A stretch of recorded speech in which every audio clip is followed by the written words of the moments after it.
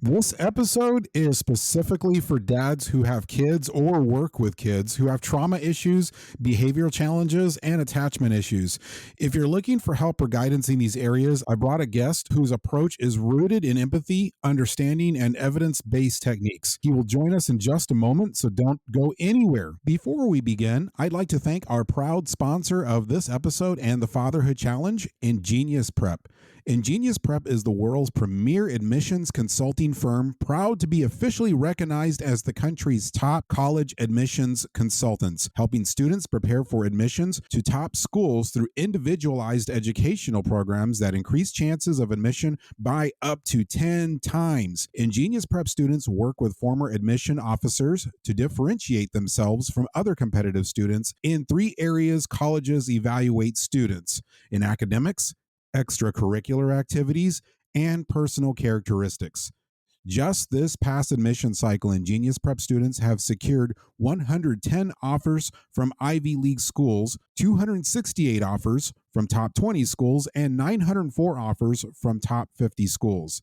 Ingenious Prep student success lies within the fact that Ingenious Prep is an all-in-one consulting firm offering every service a family needs, whether it be test prep, tailored candidacy building mentorship, academic mentorships, the Leadership and Innovation Lab, soft skills courses, writing courses, and other customized programs to develop their application persona to the most effective and authentic extent to share with colleges.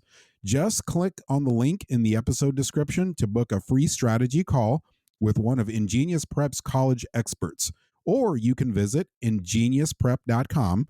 That's ingeniusprep.com.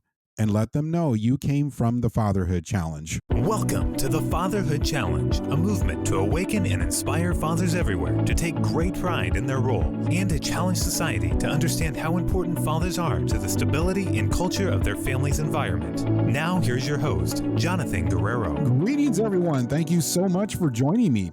My guest is Ryan North. Ryan and Kayla are a husband and wife team who founded One Big Happy Home, a platform that provides valuable resources and support to parents, churches, and schools. They also have a passion for working with foster parents because out of their 6 children, 4 joined their family through adoption from one foster care system. Ryan, thank you so much for being on the Fatherhood Challenge. Thanks for having me. Okay, so this is one of my favorite parts of the program, and that is our traditional dad joke. So Ryan, what is your favorite dad joke? What is a ninja's favorite drink? I know I haven't heard this one before. Water!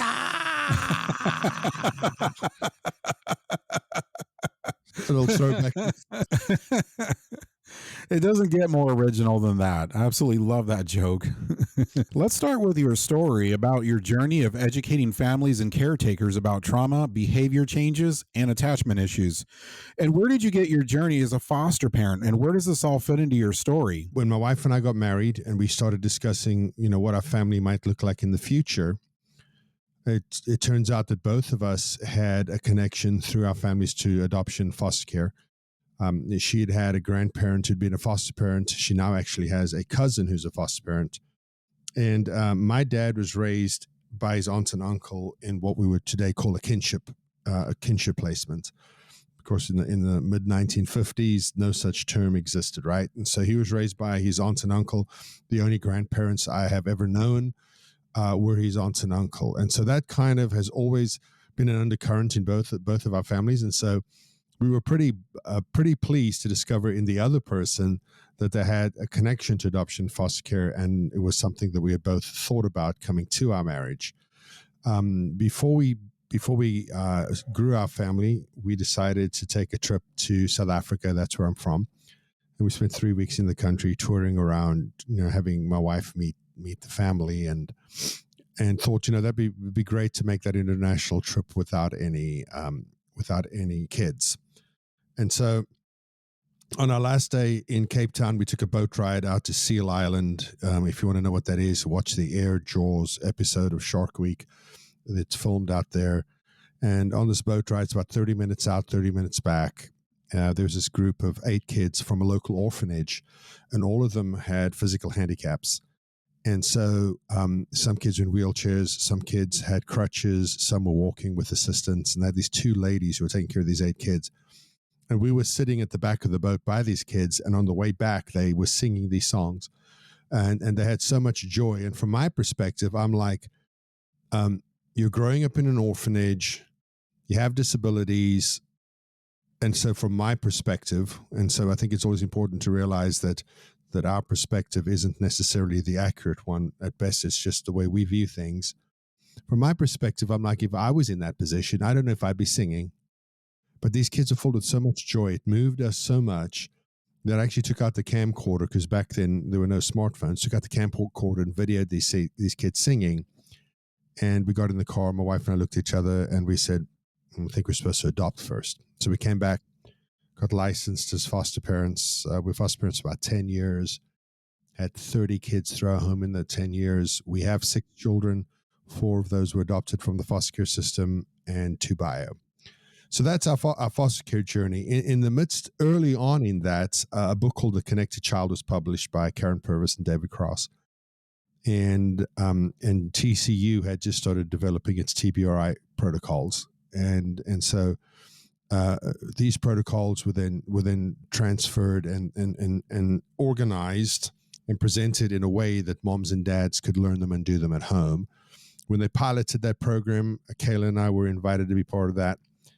And we got to meet Karen Purvis in the midst of all of that and get to know her and work with her a little bit. Our now almost 20-year-old daughter was part of a neurotransmitter study. And so the reason I point that out, because we learned these things. They asked us to, they tested all the chemicals. Everything good was too low. Everything bad was too high. And so they asked us to parent her exclusively with these principles in mind for a year. And we did. They retested and everything was back in balance. And so I've seen the data. I can see on a chemical level, a person changes if you interact with them, as wow, with the building a strong relationship as the primary filter through which you interact with them. I've seen that. So that was really helpful for us to see the data on that. And so, whether you came to our family through adoption, foster care, or biologically, everybody's parented the same at our house. And so we've seen it work. And now that the kids are in high school, we've got one who's working, one who just started college, and then a couple in high school, and then a couple in middle school.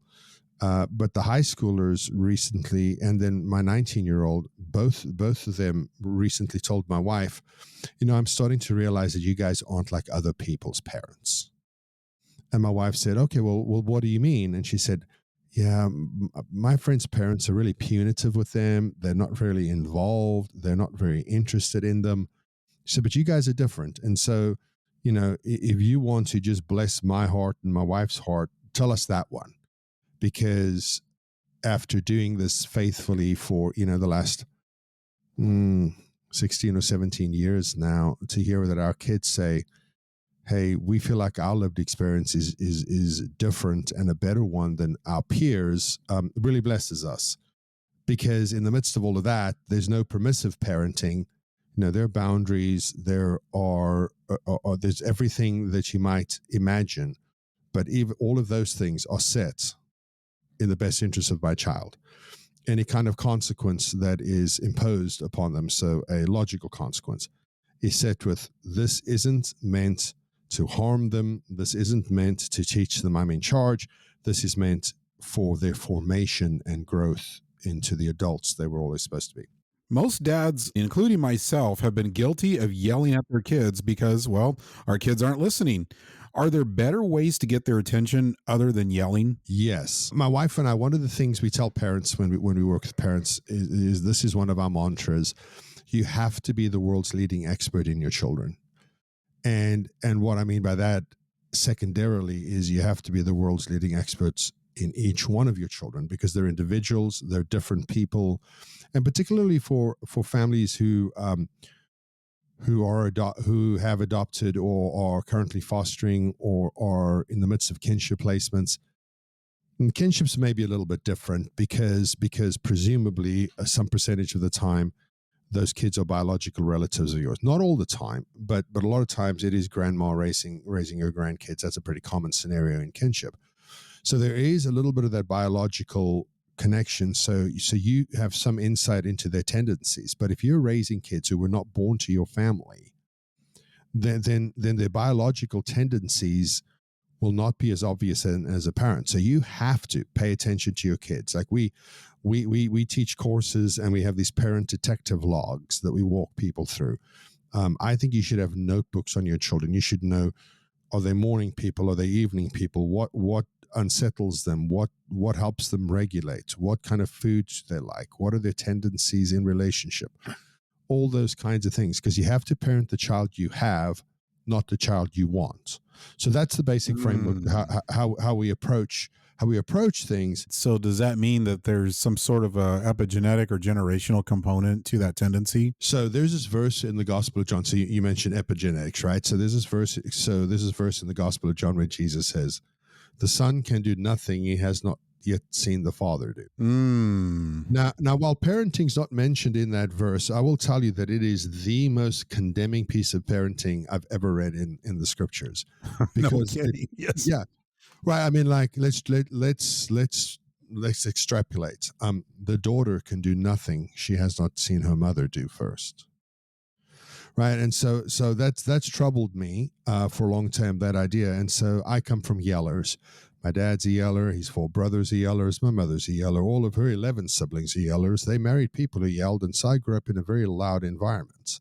My programmed response is to yell. Well, so a couple of things happened in to help break that habit in me. Number one is that I recognize that's my conditioned response from my childhood and the family I grew up in. Number two, my wife and I are believers in that couples should have mentors, and that couples should on occasion go and visit a counselor. Like, in the same way that you'll take your car for an oil change, I think you have to think about your relational health in the same way. We were sitting with this counselor one time, and he says to us, "Hey, do either of you ever yell when the other, like, raise your volume when the other one's talking?" Yes. Do either of you interrupt the other one? Yes. He said, "You know why you do?" And I'm like, I thought because I was just tired of listening, or I had just heard enough that I felt like I had enough information from her that I could counter it. And he said, "It's because you're trying to assert your dominance." Right? That's why you yell over people. It's an aggressive way to assert dominance. So one of the things that we believe in our family is that a lot of parenting is compliance driven. But I don't want compliance. I mean, I'd like compliance, but compliance isn't the goal. Connection's the goal. Relationship's the goal. And if we work on that part, and people know that you are kind and welcoming, like, our kids will come and talk to us about stuff that will make a lot of people just freak out.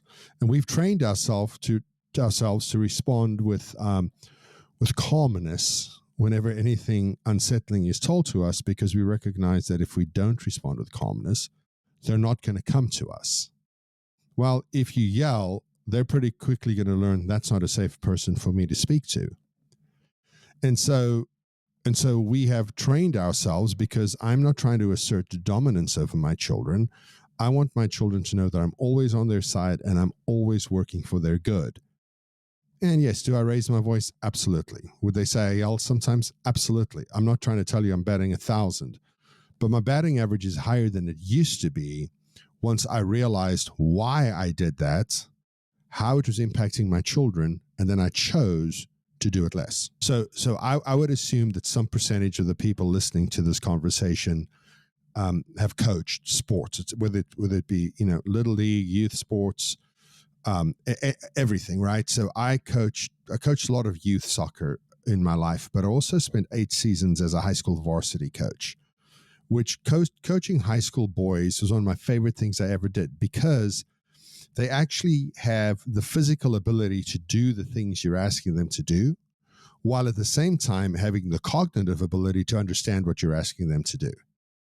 Right. In middle school, some of that's colliding, but in high school, particularly with the 11th and 12th grade boys, they really are able, and as such, their performance is greatly improved, and they're also the game's just more fun to watch. But one thing I learned with coaching high school boys is you have to now, back to becoming the world's leading expert in your child, you have to become an expert in your players, because some kids respond when the coach yells at them in front of others on the sideline. Some kids respond when the coach yells at them in private. Some kids respond when coach looks them in the eye and is calm with his instructions and correction. Some prefer it if you stand next to them and don't make eye contact. And so as a coach, I had to learn these things in order to get the best out of my players, or said another way, in order to help them reach their potential. And I think that parenting is a lot of things. And one of the things that I firmly believe it is helping your kids reach their God-given potential. And so if I can keep my eye on the prize, because that's different than I need you to comply with my wishes and demands in the moment, that will always be that no matter what's happening in this moment, I always have what's best for you in the future in mind. Let's talk about attachment issues. First, what does that even mean? And what are the signs that somebody or a child has attachment issues? And what should a dad do to respond to it? There is a clinical definition of attachment, but the Ryan definition of attachment is it's a measure of the strength of relationship between two people. So there are adult attachment interviews that you can do, a full adult attachment interview that I think is like, I know, $3,000 to do that. Or there are some adult attachment quizzes you can take online, and they'll give you some sort of makeup of your styles. There's securely attached, and so we have infant attachment styles, and then we have adult attachment styles. There's one secure style and three insecure styles. The reason we don't have teen attachment styles is because teenagers, based on the enormous hormonal changes that they're all experiencing, going through puberty and then just the years after puberty, and then being around people who have the same hormonal things going on at the same time, they all tend to present with insecure attachment styles because of that. So we don't measure teen attachment. But adult attachment is secure, means that that's the gift of your childhood, or there is earned secure, which means that's the result of the work you did as an adult. And then there's dismissing, entangled, which are, tied for second place. I wouldn't say there's one of those that's better than the other, although if you're an entangled person living with a dismissive person, you might suggest the dismissive is worse and vice versa, but it's not. And then there is disorganized, which is as bad as it sounds. So what happens is if you have a caregiver that meets your needs, the baby cries, adult responds, needs met, baby learns that adults can be trusted, baby learns that their voice has power. That's really good. But there are a lot of kids who are just left in their cribs, who are left to, quote, cry it out, which is likely some of the worst parenting advice of the last 50 years, in my humble opinion. Because what it does is it creates an insecure attachment style in the child, because the child learns, when I cry for help, nobody comes to help me. And so what that means is that over time, they will not ask for help. Now, here's why that's important, because when let's just pretend I have a teenage son. He's 16 years old. He goes to a party. There is alcohol at this party, and he chooses to drink. Chooses to drink / the peer pressure, whatever you want to say, right? I need him to call me and tell me, Dad, I need you to come get me. I can't drive. Instead of saying, I can't ask anybody for help. I'm going to drive home intoxicated. Because the ramifications for yourself and others is potentially enormous if you get behind the wheel drunk. This is why you want the secure attachment style with your child. But I would say that the easiest way to build that strong, secure attachment is just to be kind and meet your children's needs when they have them. And so, we teach people to say, look, you're a couple of choices. We got to move forward. You can do A or B. We teach people to say, hey, to train your children to say, hey, I know you asked me for something, but can I ask for something different? Now, at our house, we say, I can't always say yes, but I can always listen, and I will entertain what you have asked me. And even in that, they feel valued because you listened to their words, right? In our home, what we have done is we've created an environment where our children know that their thoughts and feelings matter to their mother and father. And as a result, have had enormous positive gains, right? We can talk about clinical things. We could talk about Bobley. We could talk about all that stuff. But at the end of the day, the practical application of the things we've learned has been the most important because they've made positive change in our family. And so when we speak to any kind of audience, whether that be parents, churches, schools, child placing agency, leadership, any of that, we do this confluence of the things we've learned, the practical application of those things, and how we've seen positive change as a result of them. It really sounds like we're back to the basics of where we started with this conversation. And that is the relational element, the importance Yep. of the relationship. So if the kids are doing something wrong and they know it's wrong, they know that they messed up, but they are okay calling you anyway for help. That is the win. That is the ultimate win. Well, can I give an example of that? Yes, please. So our now 16-year-old daughter, when Among Us was like the trendy game for kids to play 3 or 4 years ago, she was probably 12 or 13 when this happened. And so we were not wise in that we gave her an iPhone when she was 12. You can get more lockdown versions of phones for teenagers now. And this event is what opened our eyes to that. So she's playing Among Us. And so my wife says, okay, yeah, you guys can play that because, she's read some of the things that moms are saying online about some of the dangers of it. And so she says, okay, we can form like a closed group with our kids, your siblings, your friends in the neighborhood, and some of your cousins. And so they all agree. They set up this group. They're playing Among Us together. Well, that's not good enough for her. So she wanders off into like the free play internet version of this thing. And she's a very empathetic person. And the worst thing that my daughter can imagine is anybody feeling left out. So she gets a message from a young, I'm going to say young man in air quotes, a middle school girl having anxiety about feeling left out is likely one of the most common anxiety triggers in middle school girls, right? And so he plays in that and he says, well, he's an artist and he doesn't have any friends. And so she kind of bites and says, oh, I'm so sorry. And she's really empathetic. So now she's giving him response.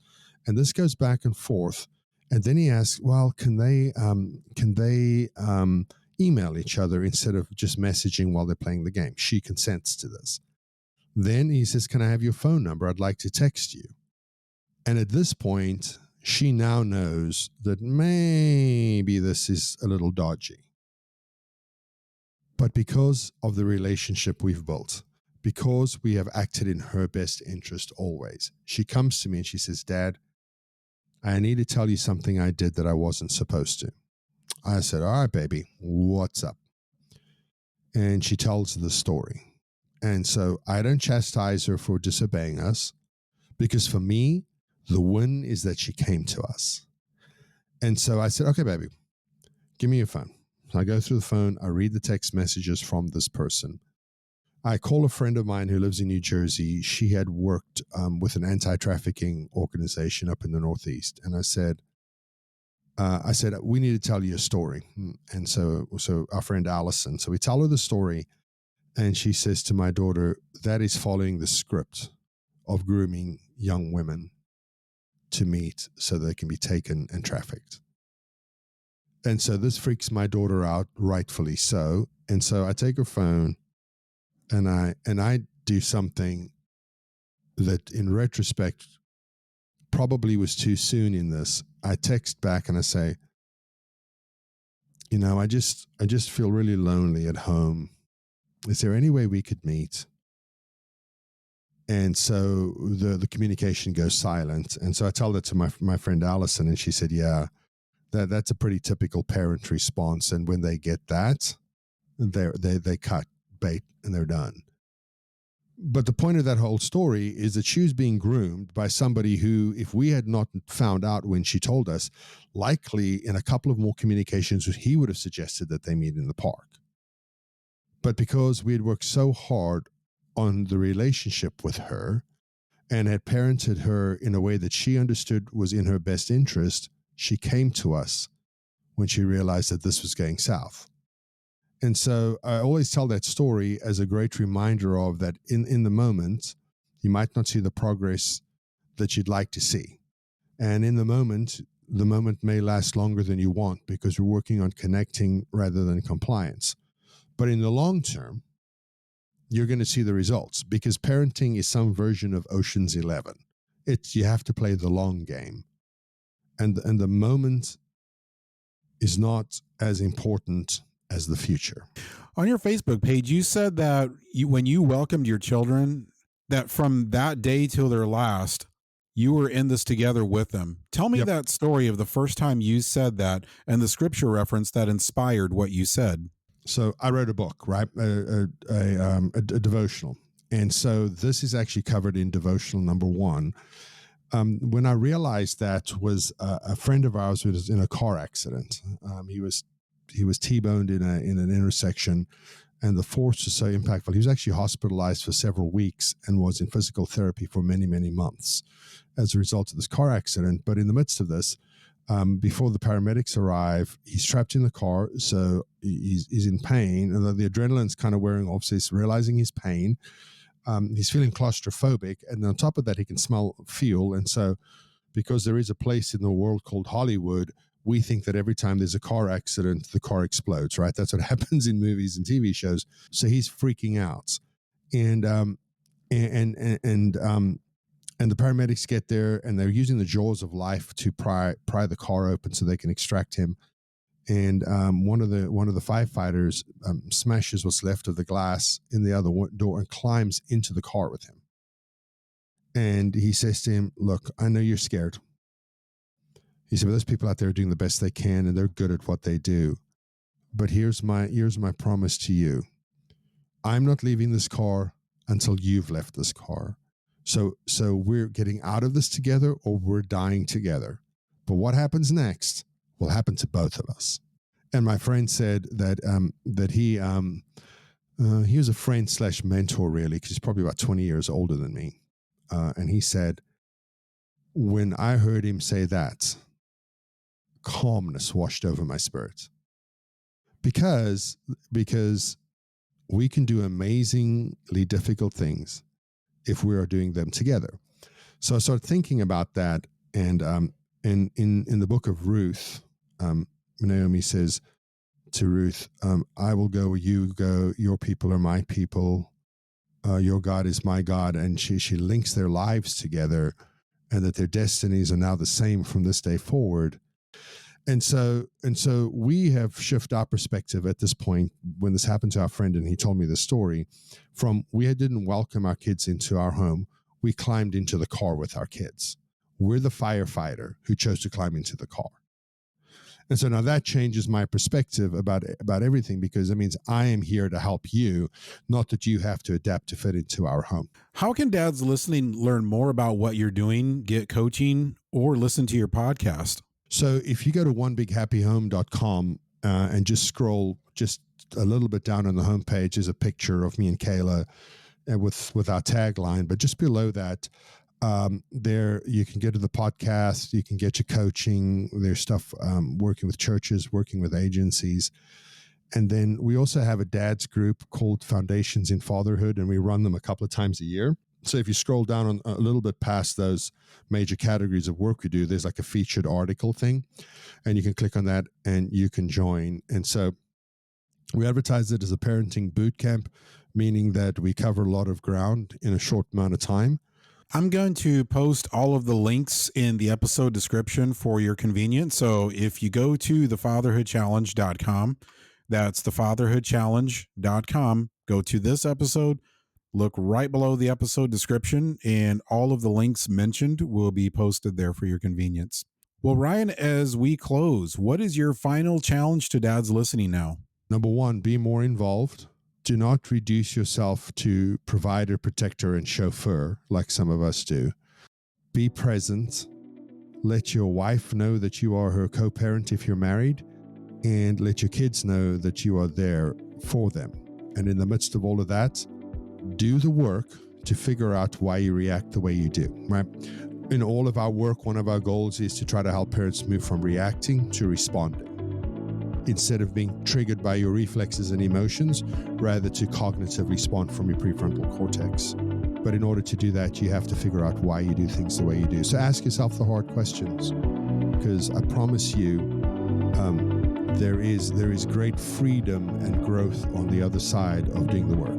Ryan, I have learned so much from you. I know the audience has as well. It's been absolutely an honor having you on the Fatherhood Challenge. Thank you so much for coming on the program. Well, thanks for reaching out, Jonathan. It's a lot of fun visiting with you. Thank you for listening to this episode of the Fatherhood Challenge. If you would like to contact us, listen to other episodes, find any resource mentioned in this program, or find out more information about the Fatherhood Challenge, please visit thefatherhoodchallenge.com. That's thefatherhoodchallenge.com.